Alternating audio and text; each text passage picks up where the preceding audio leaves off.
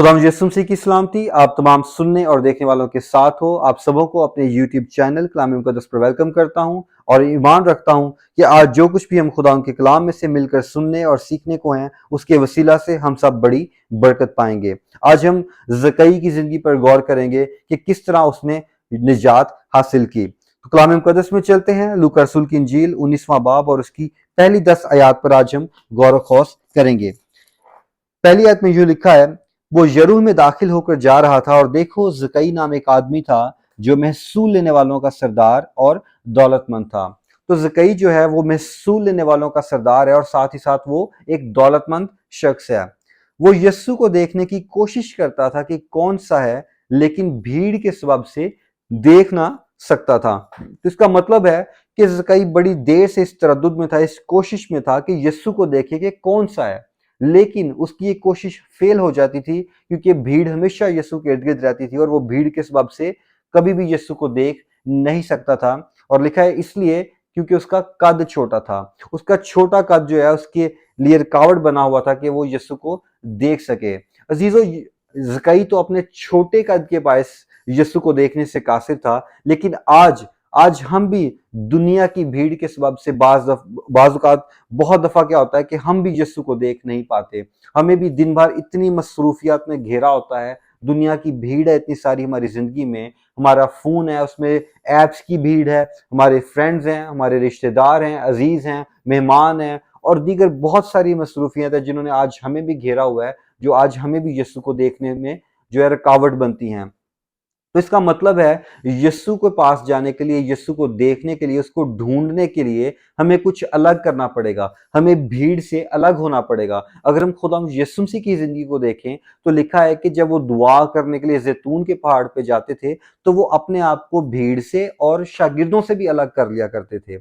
इसका मतलब है कि खुदा यीशु मसीह खुद इस बात को जानते थे कि ये कितना इंपॉर्टेंट है कि हम खुदा की हजूरी में वक्त गुजारें और अपना टाइम उसको दें। तो हमें भी आज चाहिए कि हम भी भीड़ से निकल के अपने सारी एक्टिविटी से, अपनी दिन भर की सारी मसरूफियात से वक्त निकालें और खुदावंद को वक्त दें, अपने आप को अलहदा कर लें भीड़ से। अगर हम भीड़ ही में रहेंगे तो हम भीड़ के होकर रह जाएंगे और कभी हम यीशु को देख नहीं पाएंगे। इस तरह अनस मल साहब का एक गीत है कि दुनिया की भीड़ में तू क्यों खो गया, मिलेगा कुछ ना फल जो तू बो रहा। तो इसका मतलब है हमें भीड़ से बाहर आना और अपने आप को अलग करना है ताकि हम यीशु को देख सकें। और जिस तरह मुकद्दस पौलुस रसूल भी हैं, वो पहला कुरिन्थियों और उसका अगर 7वां बाब और उसकी 5वीं आयत पढ़ें, जहां वो हस्बैंड और वाइफ से मुखातिब हैं, तो उनको वो ये बात बोल रहे हैं कि तुम एक दूसरे से जुदा ना रहो, मगर थोड़ी मुद्दत तक आपस की रजामंदी से, ताकि दुआ के वास्ते फुर्सत मिले। तो वो हस्बैंड वाइफ को कह रहे हैं कि तुम कभी जुदा ना रहो, लेकिन दुआ के वास्ते क्या किया करो, आपस में रजामंदी से फुर्सत निकाला करो और अलग हुआ करो ताकि तुम्हें दुआ के लिए टाइम मिले, तुम्हें खुदा के साथ कुछ टाइम स्पेंड करने को मिले। तो वो भी इस बात पर फोर्स कर रहे हैं, गौर दिला रहे हैं, हमारा ध्यान लगा रहे हैं कि हमें भी खुदा के पास हर हालत में जाना चाहिए, चाहे हम कितने भी मसरूफ हों, किसी भी रिश्ते में हों। खुदा से बढ़ के हमारे लिए कोई चीज़ नहीं है, कोई रिश्ता नहीं है, कोई मसरूफियत नहीं है। तो हमें अपने आप को अलहदा करना है चीज़ों से, अपने फ़ोन से, अपने बीवी बच्चों से, अपने माँ बाप से, अपने बहन भाइयों से, दोस्तों से, रिश्तेदारों से, हर चीज़ से हमें अपने आप को अलहदा करना है ताकि हम खुदा की प्रेजेंस में जा सकें। जैसे खुदा यीशु मसीह ने भी कहा कि तू खुदावंद अपने खुदा को अपने सारे दिल, अपनी सारी जान और अकल और ताकत से प्यार कर। और अगर कोई अपने बीवी बच्चों को, अपने माँ बाप को, बहन भाइयों को मुझसे ज्यादा अजीज रखता है तो वो मुझसे मोहब्बत नहीं रखता। तो खुदावंद चाहता है कि हम सबसे ज्यादा प्रायोरिटी उसको दें और उसके लिए वक्त निकाला करें। तो आगे हम चलते हैं 4थी आयत में। यहाँ लिखा है कि पस उसे देखने के लिए आगे दौड़ कर एक गुलर के पेड़ पर चढ़ गया, क्योंकि वो उसी राह से जाने को था। तो अब उसने क्या किया है कि उसने एक नया तरीका अपनाया है। उसने देखा कि मेरा भीड़ में तो कोई बस नहीं चलता, तो उसने क्या किया कि मैं एक दरख्त पर चढ़ जाता हूँ, क्योंकि यीशु इस राह से गुजरने को है, तो जब वो गुजरेगा तो मैं उसको एटलीस्ट देख लूंगा। उसकी सिर्फ ख्वाहिश क्या है कि मैं सिर्फ यीशु को देख लूं। हम नहीं जानते कि वो कितना ऊंचा दरख्त था, उसने किसी का सहारा लिया, सीढ़ियों का इस्तेमाल किया, कितनी मुश्किल से उस दरख्त पे चढ़ा होगा, लेकिन हम इतना जानते हैं कि उसके अंदर एक भूख थी, वो यीशु को देखना चाहता था, इसलिए उसने क्या किया, अपने आप को भीड़ से अलग कर लिया और वो अपने मकसद में कामयाब हुआ। और लिखा है जब यीशु उस जगह पहुंचा तो ऊपर निगाह करके उससे कहा, ऐ ज़कई जल्द उतरा क्योंकि आज मुझे तेरे घर रहना जरूर है। तो यीशु जब उस जगह पर पहुंचा तो यीशु की निगाहें उस पर पड़ गई। उसने ऊपर से नहीं पुकारा खुदा यीशु मसीह को, उसने कोई आवाज नहीं दी, बल्कि लिखा है कि यीशु उस जगह पहुंचा तो उसने ऊपर निगाह करके उससे कहा कि ऐ ज़कई जल्द उतरा, मुझे आज तेरे घर में रहना है। जब हम यीशु की तरफ अपने कदम बढ़ाते हैं तो यीशु खुदावंद भी हमारी तरफ अपने, वो हमसे ज्यादा कदम बढ़ाता है। अगर हम एक कदम बढ़ाते हैं तो वो 10 कदम बढ़ाता है हमारी तरफ।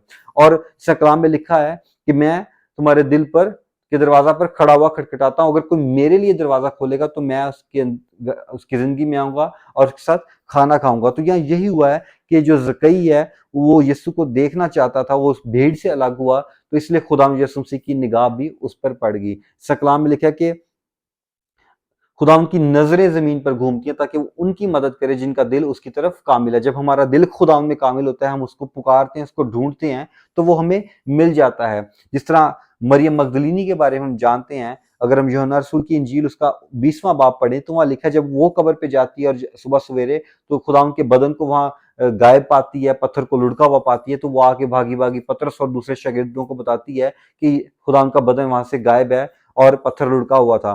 तो हम देखते हैं कि जब पतरस और दूसरा शागिर्द वहां आते हैं तो वो भी आकर जैसा वो बयान करती है वैसा ही पाते हैं, और लिखा है कि वो सब कुछ देख दाख के वो अपने घर को चले गए। और लेकिन लिखा है, अगर आप पढ़ें उस पूरे चैप्टर को, तो मरियम लिखा है कि कब्र के बाहर खड़ी रही और वो रोती रही।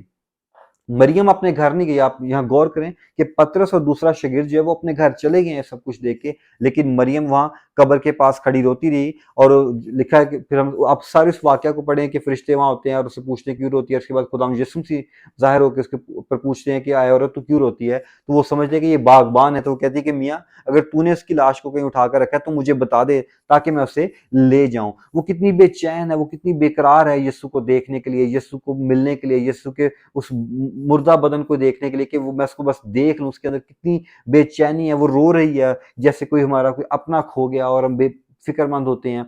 और वो रो रो के वहां वो पूछ रही है हर एक से कि खुदा उनका बदन कहाँ है। लेकिन खुदा यीशु मसीह जब उसके नाम से उसको पुकारते हैं तो वो फौरन लिखा है कि उसे मुड़कर इब्रानी जुबान में कहती है रबूनी, ऐ उस्ताद।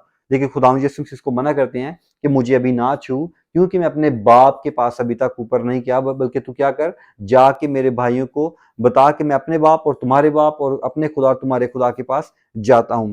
तो अजीजों यहाँ इस हवाले में हमें एक बहुत इंटरेस्टिंग चीज देखने को मिलती है, वो ये कि पतरस और दूसरा शागिर्द अपने घर चले गए वापस, लेकिन मरियम वहीं रही, क्योंकि उसके अंदर वो वही भूख थी जो ज़कई के अंदर थी, क्योंकि वो देखने के लिए वो वहीं ठहरा रहा। उसने एक दूसरा तरीका अपनाया कि सिर्फ यीशु को देख ले। जब हमारे अंदर भूख होती है, प्यास होती है यीशु को देखने के लिए, हम अपने आप को भीड़ से अलग करते हैं, कुछ डिफरेंट करते हैं, हम अपनी लाइफ में अपने टाइम टेबल में चेंज लेके आते हैं, तो यीशु हमें मिल जाता है। अब मरियम वहां खड़ी रही और सिर्फ मरियम के लिए यीशु उसके ऊपर जाहिर हुए, उसको तसल्ली देने के लिए, उसके आंसू पूछने के लिए, क्योंकि वो रो रही थी, इतनी फिक्रमंद थी। तो खुदा यीशु मसीह इससे पहले कि वो बाप के पास जाते, उन्होंने उसके ऊपर जाहिर होकर उसको तसल्ली दी और उसको कहा कि जाकर अपने भाइयों को बता कि मैं अपने बाप के पास ऊपर जाता हूं। और फिर आप उस पूरे चैप्टर को आगे पढ़ें तो खुदा यीशु मसीह उनके दरमियान आ जाते हैं उसके बाद दोबारा कुछ दिनों के बाद, और वो आके अपने आप को जाहिर करते हैं और उन्हें कहते हैं कि मेरे हाथों को देखो, मेरे पैरों को देखो, पसली को देखो।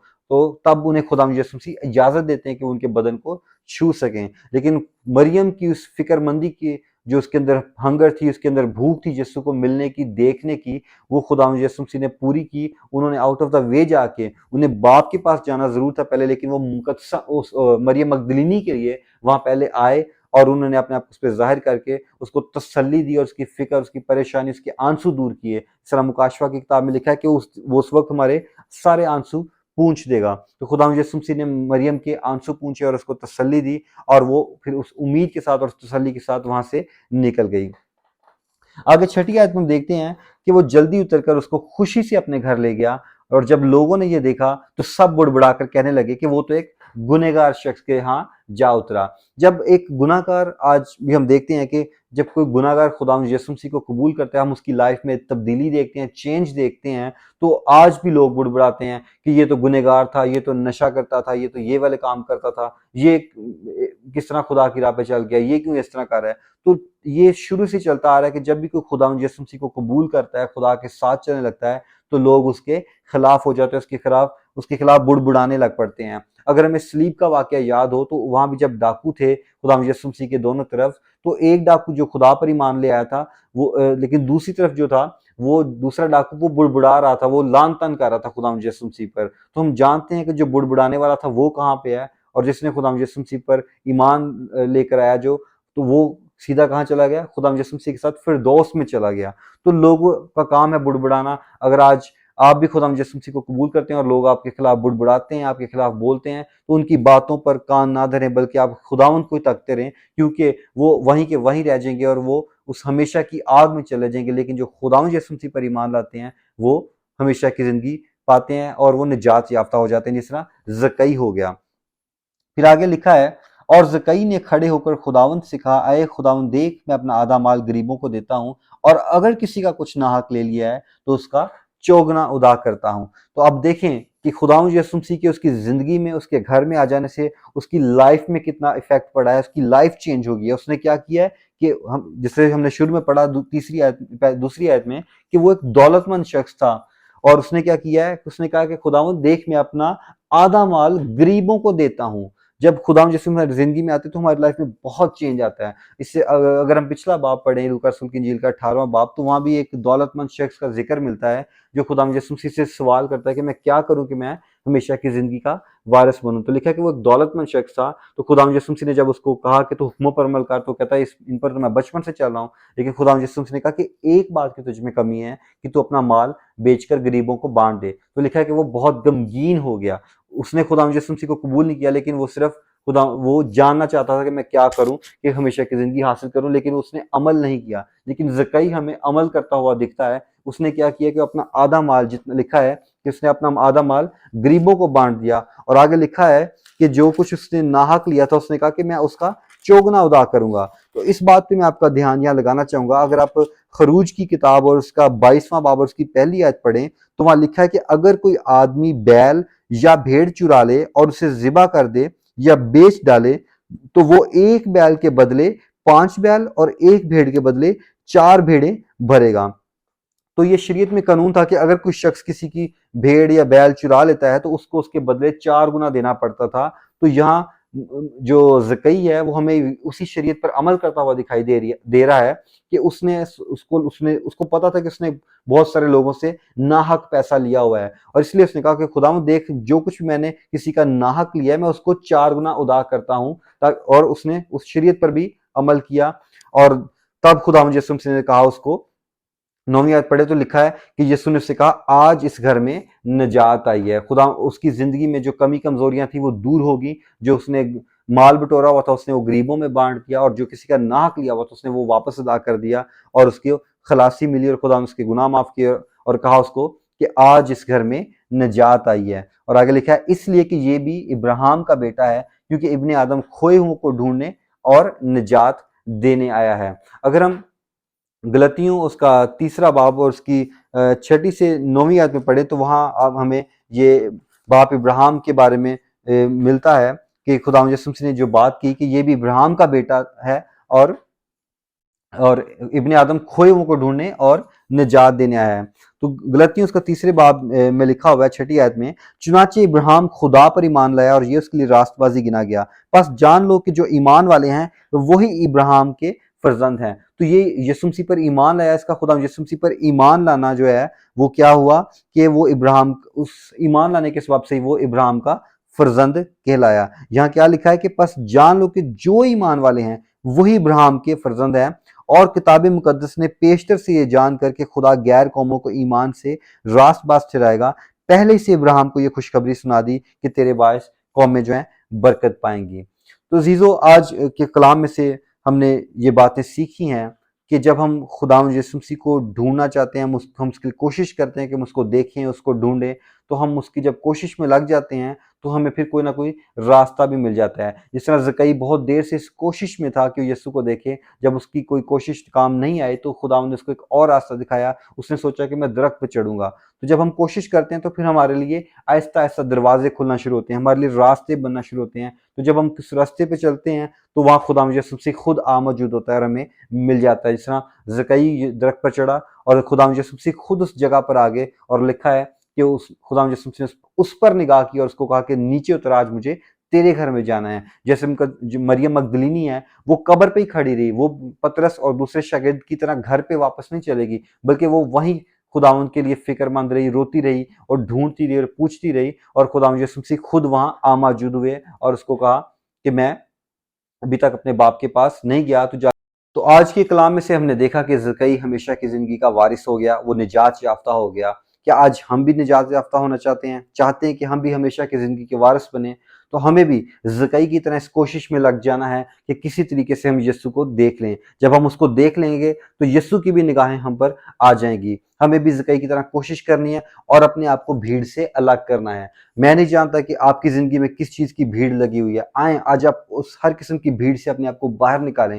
اگر آج نہیں نکالیں گے تو اسی بھیڑ کے ہو کے رہ جائیں گے، لیکن اگر زکئی کی طرح اپنے آپ کو علیحدہ کر لیں گے تو خداوند یسوع مسیح آپ کو مل جائے گا اور آپ نجات حاصل کر لیں گے اور ہمیشہ کی زندگی کے وارث ہوں گے۔ جس طرح زکئی نے بھیڑ کو دیکھ کے یہ نہیں ڈیسائیڈ کیا کہ میں گھر چلے جاؤں، اسی طرح مریم مگدلینی بھی پطرس اور دوسرے شاگرد کی طرح واپس نہیں گئی۔ انہوں نے خداوند یسوع مسیح کو نہیں دیکھا، بے شک بعد میں دیکھا، لیکن پہلے یہ شرف کس کو حاصل ہوا؟ مریم مگدلینی کو۔ کیوں؟ کیونکہ وہ وہیں قبر پر کھڑی رہی، وہ وہیں روتی رہی، پوچھتی رہی کہ میرے خداوند کا بدن کہاں ہے، اور خداوند یسوع مسیح اس پر ظاہر ہوئے، اس کے آنسو پوچھے اور اس کو تسلی دی۔ اگر آج آپ بھی خداوند یسوع مسیح کو چاہتے ہیں کہ وہ آپ کی زندگی میں آئے تو آئیں، اس کو ڈھونڈنا شروع کریں، کوشش میں لگ جائیں زکئی کی طرح اور اپنے آپ کو دنیا کی بھیڑ سے الگ کر لیں۔ خداوند اس کلام کے وسیلہ سے آپ سبوں کو بڑی برکت دے۔